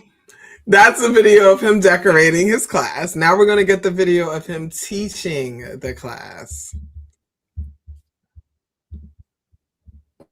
Why the 118 is important. Beautiful. That's all I asked you for. Beautiful. Right here, what you got? It's under temperature. That's exactly correct, right? Now do me a favor, give me that same answer, but use one of these words: welcoming, serving, or caring. Bad. Why? Because come on, Chicken Shack, come on. Oh my God. You're thinking about 30 seconds. You're thinking about what you just saw. You're not talking. You're just thinking. Well, who question was your question? Yeah. But it's a great question. I love the question. Are they going door to door? That is the first question. First of all, he's a terrible teacher. What was all of that? What? This is his first day? That's his first day. Nobody's like that on their first day. Nobody. Not even me. Yeah. And I come in full, you know, I'm not even like that. Ain't nobody teaching no lessons on the first day. No, it's all syllabi day. You're right. Okay, so here's the crying video. We're catching the audience up to speed because they may not know. They may not have been on the internet like that. Lunch. Some people aren't on social media. 11:30 or something like that. And I just finished a 3-hour class. We have what's called block, and block is where first and second periods are combined for subjects that need it. And so I literally broke down in the middle of class because I'm teaching seniors. These kids are leaving high school and going to college, hopefully, after they finish. We had 2 paragraphs to read, 1 sentence, complete to write. I gave them the sentence stems. I basically completed the sentence for them in the model. This is 2B's finest. 2B's finest. Give that man the award. An 18-year-old kid and they couldn't fill in 4 words. 4 words. Oh God. Okay. And the award goes to Darius Crooks. So this is what everybody's been talking about for the last the topic of conversation since we last saw each other. All right. So a few years ago, Darius Williams really blew up in the cooking space. He used to be a really big man, gay man, openly gay, had a lot of women following him or whatever. And he was cooking, claiming to cook Southern food or whatever. Blah, blah. So he was building his, his following and stuff like that. And then he had some negative interactions with folks who were making complaints about some of his businesses. He was running a credit repair business, and wasn't repairing credit, obviously, because they're all scams or whatever. So there was a lawsuit around that.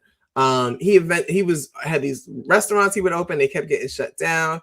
He eventually was banned from doing any kind of business or being licensed for any business in the state of Georgia because of all these things. Because he was blowing up people's electric grids. Right. And there was also a video of him physically assaulting a woman.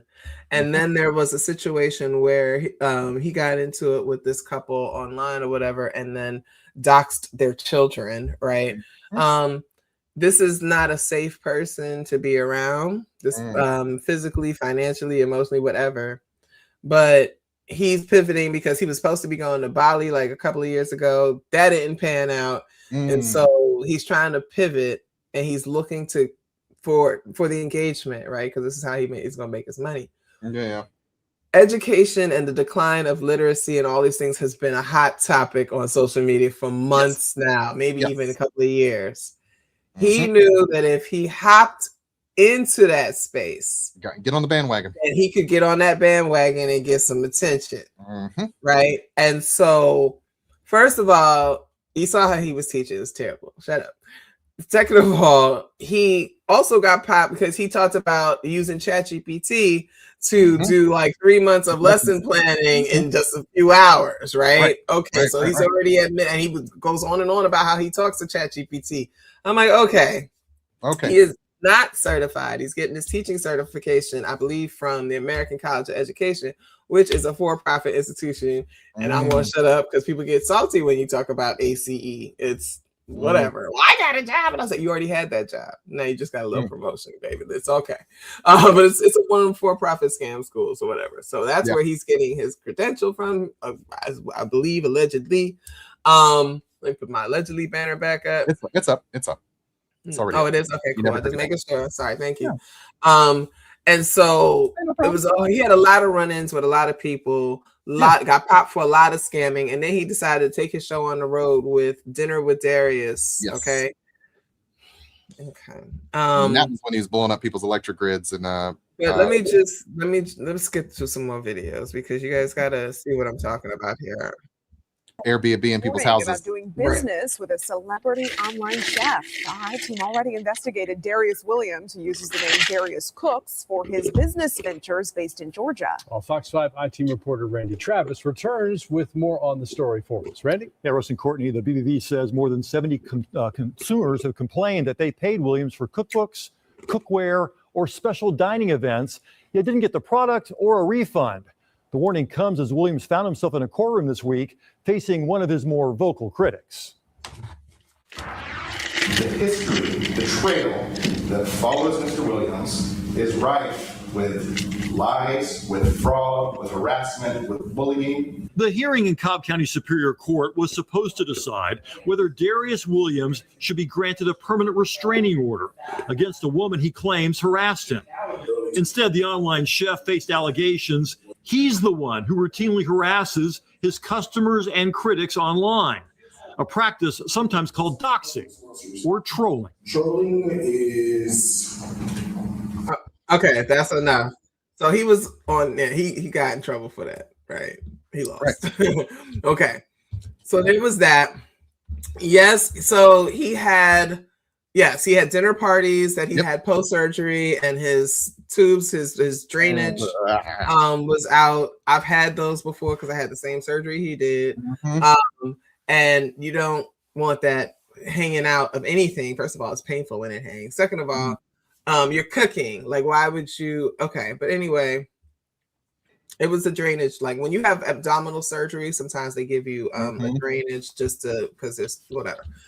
I don't want to discuss it. So then after that happened, he tries to tell people that it was because he was depressed. Hold on, let me see.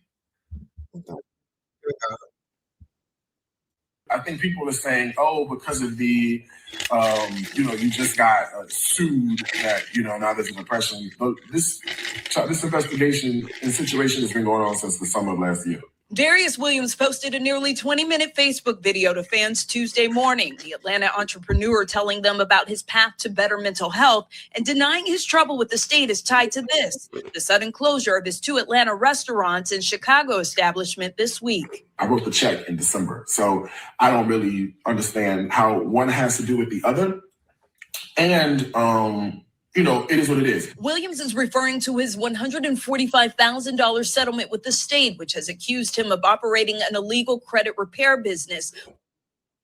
So anyway, he was saying that he was having a mental health breakdown and then starts talking about depression, how we need to accept people with depression. People got to take medication. Mind you, he's got these fake pill bottles in front of him. Right. It was a whole thing. Yeah. Okay. This is who Houston, school district hired, right? To teach children. Why? Because tens of thousands of teachers. In the last month, enough people want to be teachers. Yeah, in June of this year, 50,000. They found that 50,000 teachers quit in that 1 month across the country, and Texas is definitely suffering from teacher flight.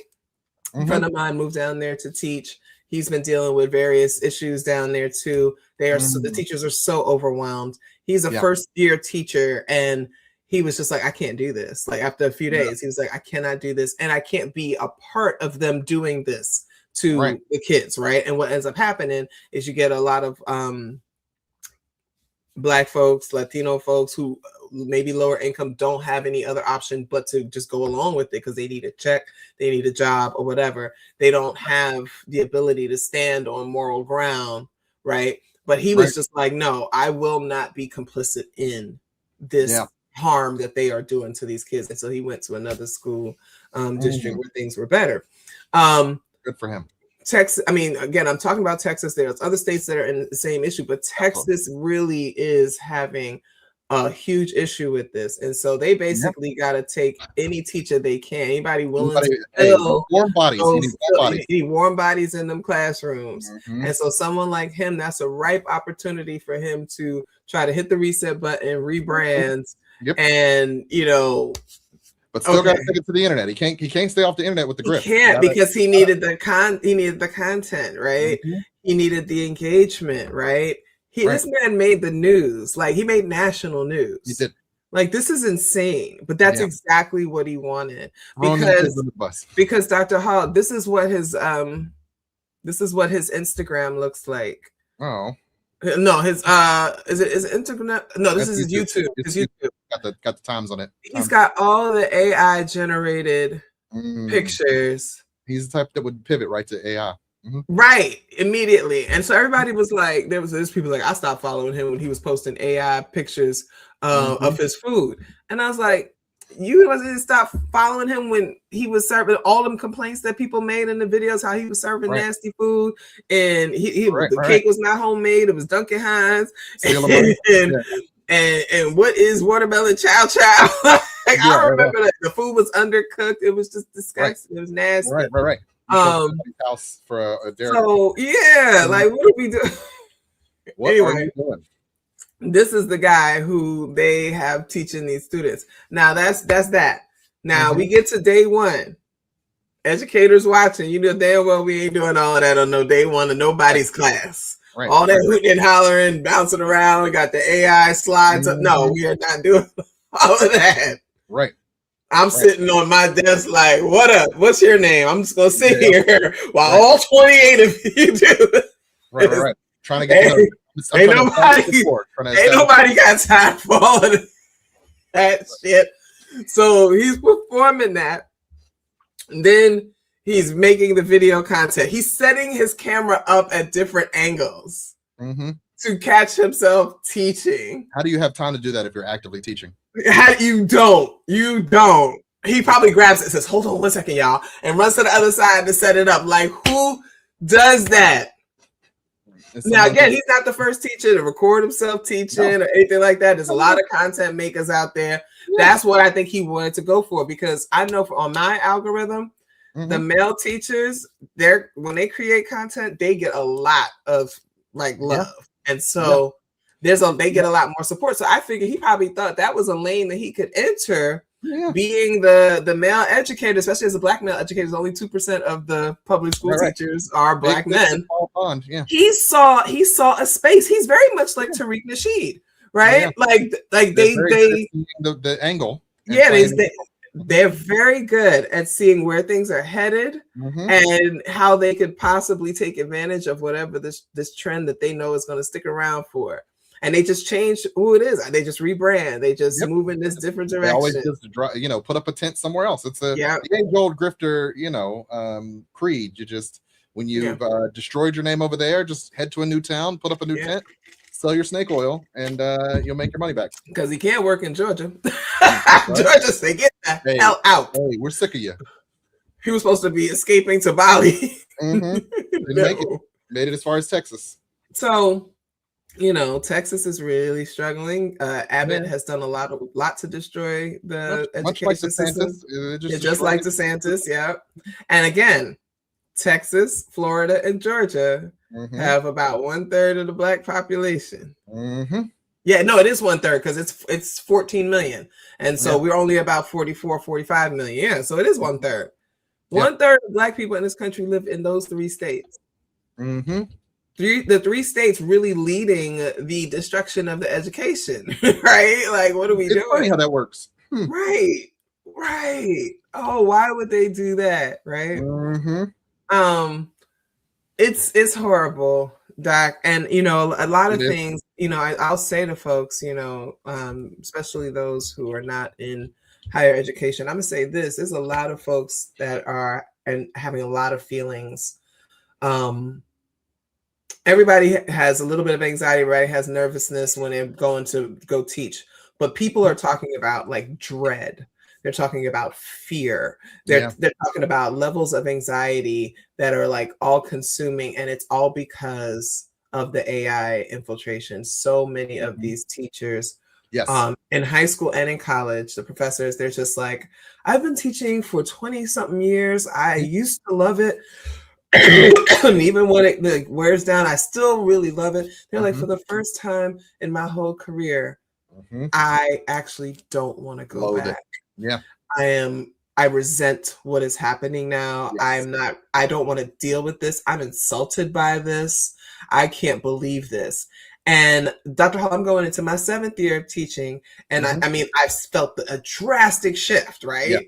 From when I started to even just to now. Very so that's how fast it's been. And just between this year now and last year, leaps and bounds, right? Exponential growth even.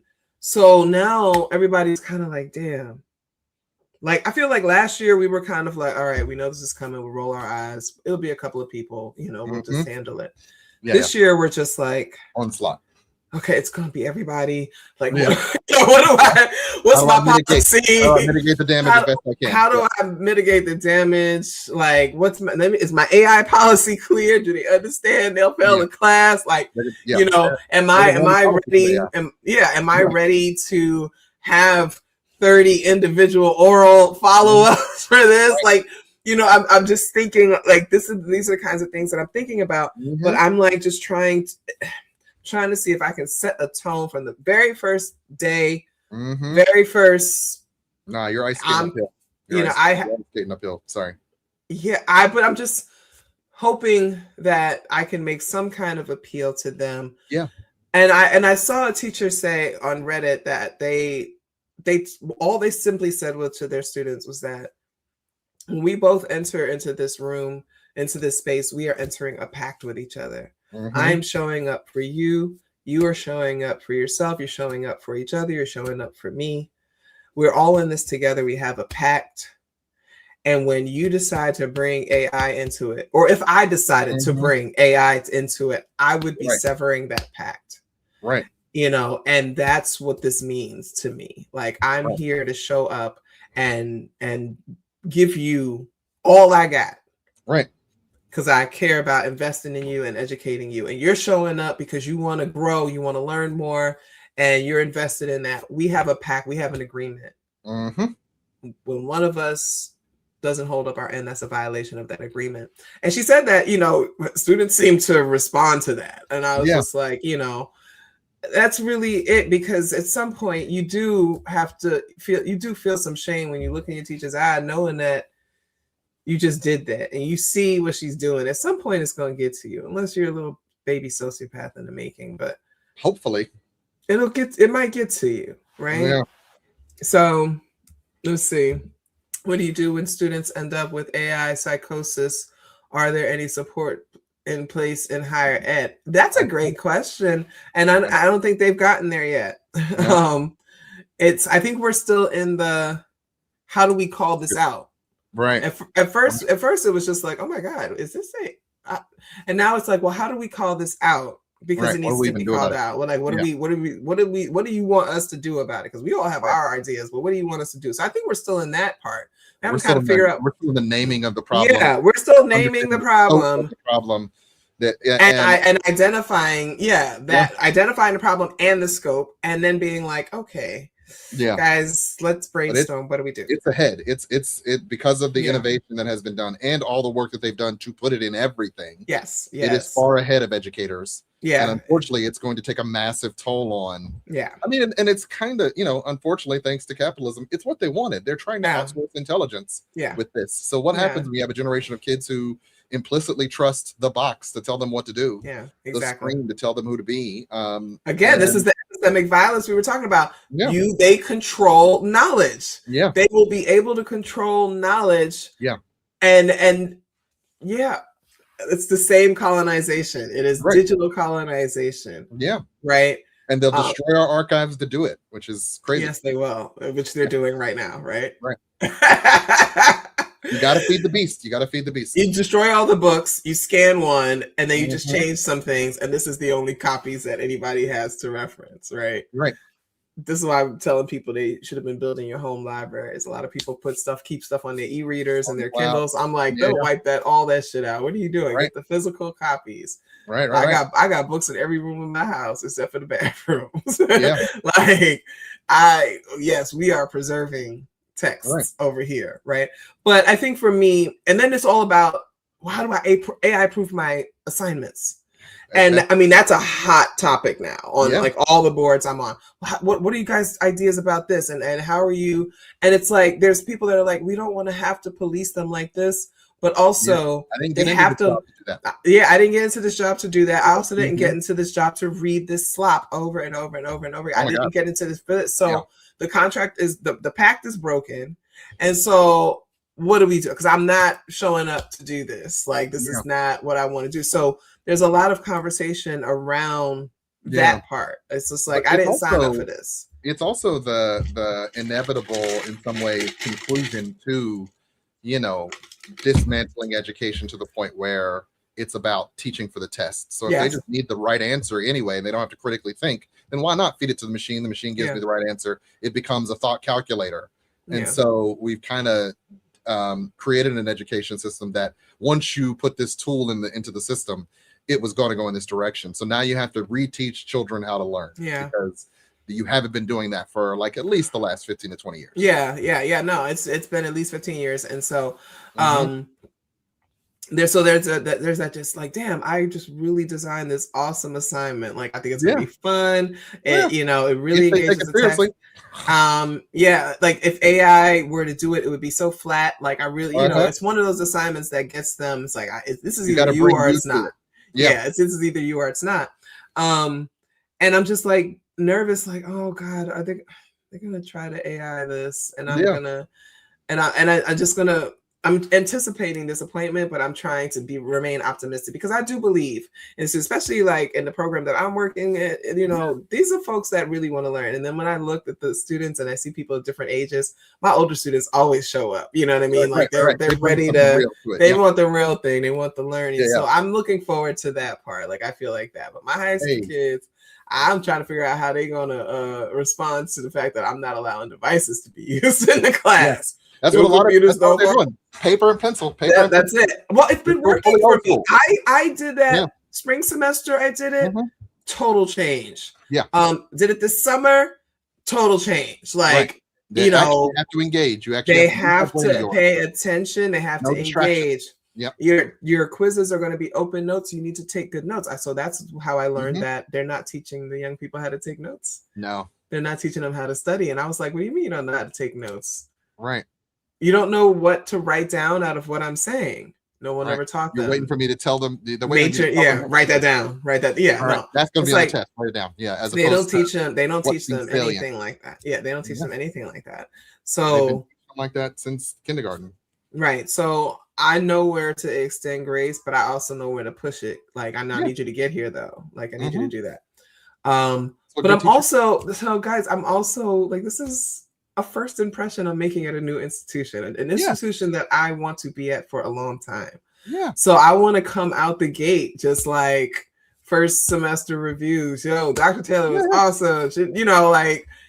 She really taught me this. I really thought her class was fun. It was engaged. Whatever. I want to get that spirit, and I want that to become the reputation so that when students will come back, it will continue this learning journey, right? So I'm thinking a lot about that. I don't want to come too hard on no AI, but it's in the syllabus. Like there's I have a whole description. If you set the standard and and they meet it and they see the value of what you're offering, then they're always going to feel like you're too harsh. But the students who truly rock with you and get something out of the classroom experience, then you'll always have that. And I've seen that over and over again with the professors that I know and the professors that I work with. It's like when you really give them something authentic, they value that. They won't all value it. If your classroom 30 people, there's going to be at least 4 who hate you because you actually hold them. And I know that over the years that I've been teaching, I had students who, they wrote some like heartwarming things about me, or they sent me emails after the class just to say thank you so much for this. I never knew most of this stuff. I had a student this summer. He said, I came here for the STEM program, but I'm really glad I'm taking this class. He said, because I'm learning so much. He was from Brazil. And he was I'm learning so much. And that's the kind of stuff. It's like, there's always going to be these students, even when we got to deal with the other folks. There's always going to be them. So I'm going to always come back for them, but I'm also going to come back for the other ones because I want to convince them. Let me prove it to you. And I think that most professors do go into their class like, all right, give me a chance. Let me prove to you that I can this, that I can.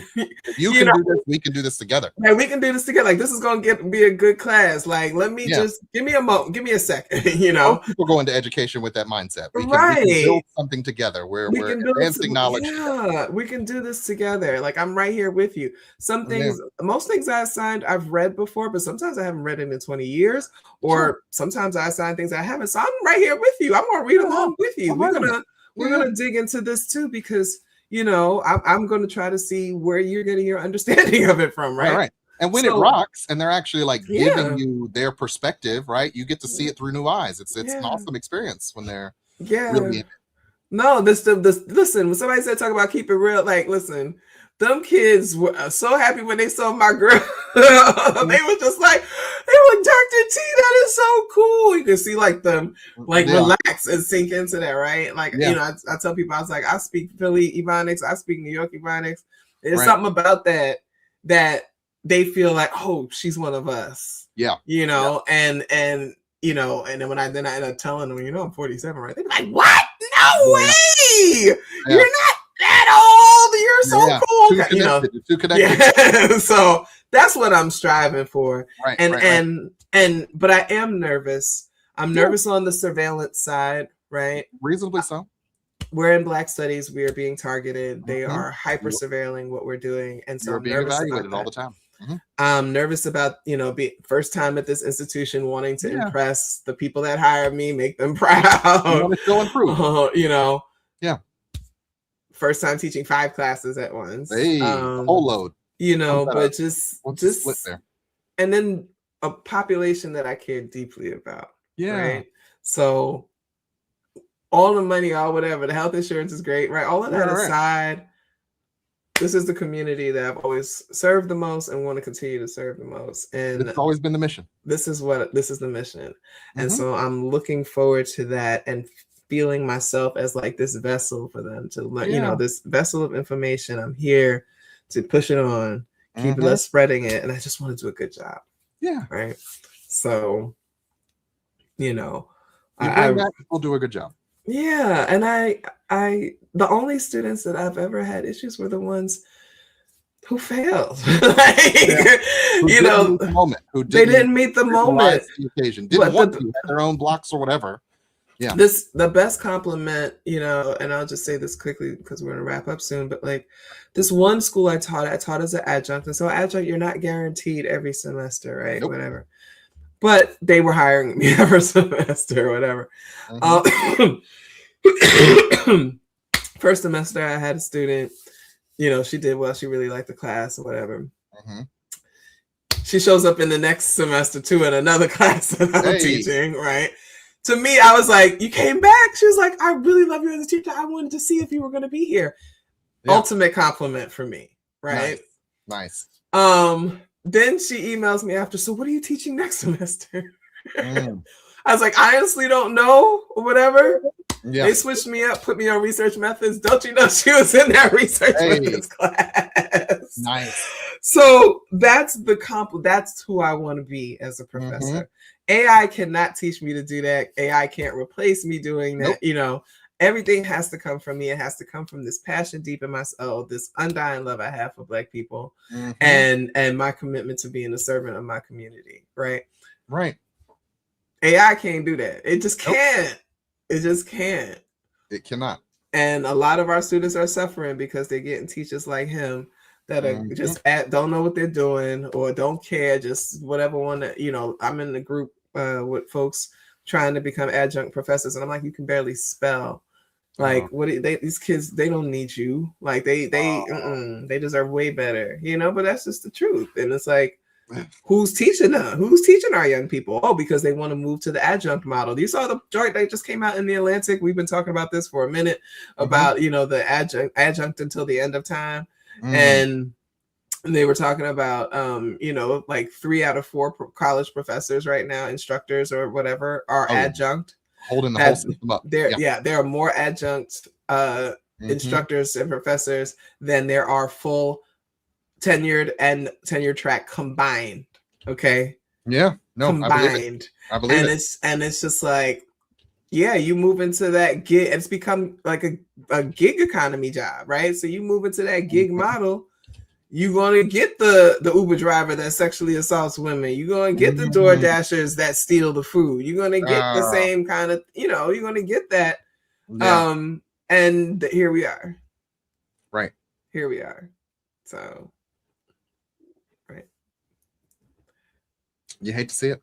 You hate to see it. Yeah, I'm teaching 5 classes. Well, not one, so that it's staggered. We have different, like we have 15-week, 10-week, and 7-week classes. Okay. So 3 are 15 weeks, 1 is 10-week, and 1 is 7-week. Okay.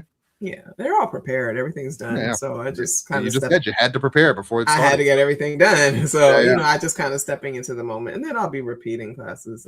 Right. That's all. That's always once you've prepared it, you can repeat it. Then you can really. Yeah. Eventually, I'll be creating some classes. Right. I really want to do a hip hop class. I really want to do a Black women's literature class. I really want to do that stuff. So you got ideas. Oh, thank you so much. I really appreciate this, you guys. So yeah, no, I realized this was like my calling. I was like, when I left social work traumatically, I really was like, what do I do now? And I said, no, I want to teach. I want to become an educator. Yeah. And I sure enough did. There you go. 6 years ago today, I had posted on Facebook of that. I was like, Dr. Malefia Asante introduced me as a TA, and I'm the only person who got the fellowship this year. Oh my God, I can't believe this is really happening. Yeah. And just today, he called me and I saw the phone. I said, "Hey, Doc." He said, "Hey, Doc." He said, "How's it going?" You know, I'm like, "I'm good." You know, so he's like, no. I just wanted to send you well wishes. I know you're starting in a couple weeks. He's like, "You are going to be spectacular. You know, I'm so proud of you, blah, blah, blah." I was like, "Oh man, Doc, thank you." I was like, "We're really trying to build out this Black Studies Center." I was like, "I would love to have you tap in." He said, "Anything that you want, anything you need, just let me know and I'll show up." And I'm just like, yo, that's my mentor, my guy, like the Malefia Asante, right? Yeah. And he was just calling to wish me well. And he told me he's one of my favorite students I've ever had. Hey. And I'm just like, you love to see it. You love to see it. I was just like, oh my God, all day long. Like, and just having that kind of mentorship, having that somebody like that believe in you, right? Like, yeah. That's like James Baldwin writing his first book and Frederick Douglass being like, "This is a banger." Yeah. you know what I'm saying? Like, you're good at what you do. You earned it. This same level, So I'm just, I was telling him about some of the publications that I have coming out. He's like, "I'm just so proud of you." And I was like, "Thank you, Doc." So feel good. I think I needed that because I was starting to feel some of the apprehension about going. Well, it's the anticipatory anxiety. You got a big step. You're on the mission and you're actually achieving this thing you've always wanted. So it's going to come with some anxiety, but it's also excitement. Lean into the excitement of it and the fact that you've earned that place. Oh, that's so sweet. Thank you. Thank you. Yeah, you know what? I've had people say, like they've come to the classes that I've done online. They're like, "You got me really interested in going to school." Like I wish all professors were like you, right? Right. I'm just gonna always be who I am. This is I can't be anybody other than this. Like when you guys watch this, like this is how I'd be teaching. Like I really do. Cussing it off. Hey. I'd be like, "Dude, dirty bastards." Yeah. But the students love it. They do. They love when you bring enthusiasm to it. When you bring enthusiasm to it. And you're real with them. And some of the evaluations I've had is like say like you could tell she's passionate about this. Yeah, like this is something so. Because I remember we all remember the professors who were just kind of dryly droning on about some subject that they kind of like, but like they just have to teach this, so we're just all trying to get through the hour. But if you're up there doing like, "I really believe in this. I believe it's awesome. Don't you see the awesomeness in it?" People connect with that. Yeah. This is for liberation. So anyway, thank you so much, Dr. Hall, for another week. Thank you for helping with the docket today as I was helping my friend. All that stuff you cut out. Thank you all so much for being in the chat. We love having you here. You guys know this is our little spot. Oh, just real quick, Dr. Hall, there has been a lot of, and you guys know I'm a prepper. I've been talking about this all the time, but there's been more rumbling. I know Gary, Indiana, and some other places. Yes, electricity is out. Grid went down. There's a lot of stuff people are saying, start stocking up. And I know it's hard because a lot of people are barely making ends meet. Trust me, I understand. But whatever little extra bit you can get, non-perishable, get it, because something major is happening, and it's coming. It's coming soon, and probably before the election. So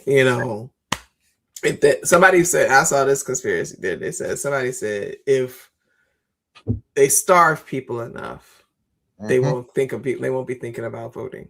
Yeah. If we can distract people, and we see they don't care about destabilizing at all. Yeah, so, exactly. So that's okay. Thanks y'all so much. We really appreciate you. Will we be back next week, Dr. Hall? Yeah. I'm around. Okay. Yeah, we'll be back. Wait. Yeah. Oh. Wait. We'll see. Vacation? Huh? What about vacation? No, you just I just went on vacation. You just went on vacation. Okay. Well, okay. Well, let us know. We'll let you know. Guys, I'll be here next Tuesday. I was gonna say you should be there next. I'll be here next Tuesday. Yeah. It'll be the last one before I get my son all packed up because we're driving him to school next week. Yeah. So back on the road. I know. And then right after that, for year 2, I start school. I start my big school, changes, so, big changes here. Yeah. So officially the fall. Anyway, y'all, we love you. Love you so much. Remember, thank you, Dr. Ha. I appreciate you. Guys, you've seen that Donald Trump is trying to kill us all, kill everybody that he comes in contact with. Love on your people. Hug your people. Reach out to your people. Send that text message. If somebody crosses your mind and it's been a while since they did, reach out to them. We really have to lean into the love of what's positive right now. We have to lean into the love of each other. It's coming. It's going to get bad. It's going to get bad. Stock up what you can. Okay? Stock up on what you can. More water. Beans. Get a generator. Get a backup generator. Something's coming, y'all. But we gonna hold on to each other as best as we can. You guys know where I'm at on Patreon. Patreon.com/FeministaJones. That's where it's popping. If you want to talk regularly, we have chats open every day over there. You can sign up now through August 31st. You can save 30% on your subscriptions using the code Black August. Okay. After August 31st, there will be no more free content on my Patreon.